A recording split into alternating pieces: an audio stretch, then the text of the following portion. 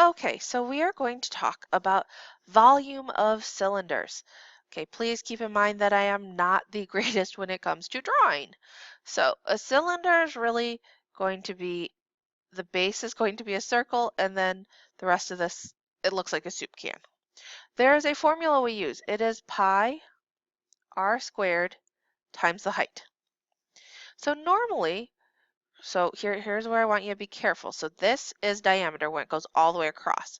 When it's only half of it, so to the middle, that is the radius.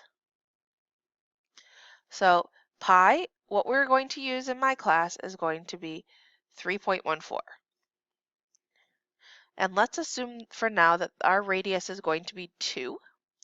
And then the height of our cylinder, which they usually also tell you, is going to be 10. So if this is the case, we would list all of this out just like this.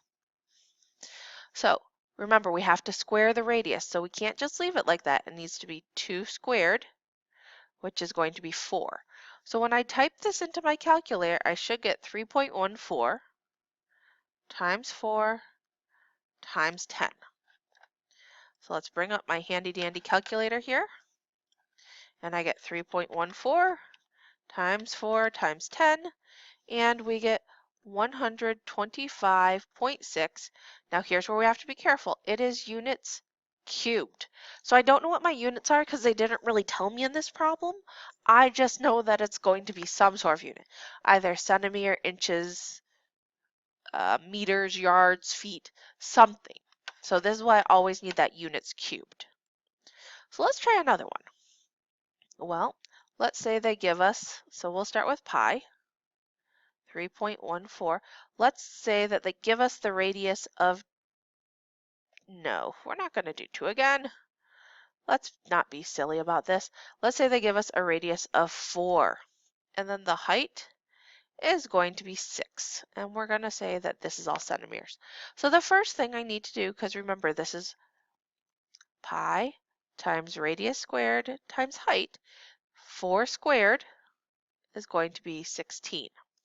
So in our calculator, we would type in 3.14 times 16 times 6.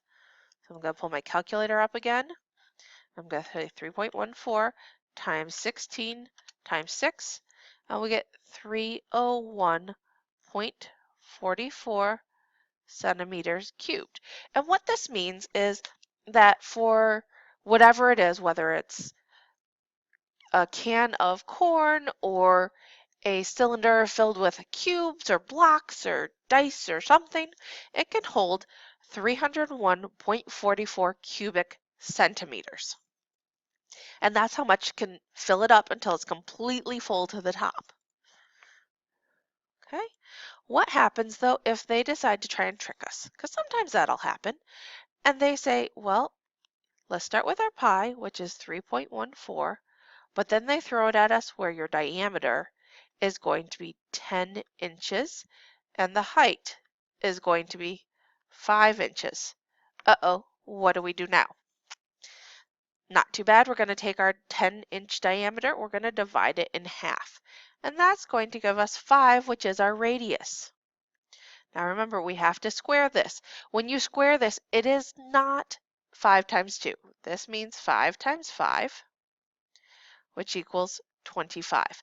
So what we need to do is 3.14 times 25 times 5. So when we put that into the calculator, 3.14 times 25 times 5, and we get 392.5 cubic inches. So whatever this is, it can hold 392.5 cubic inches. Okay, come back and we will do cones next.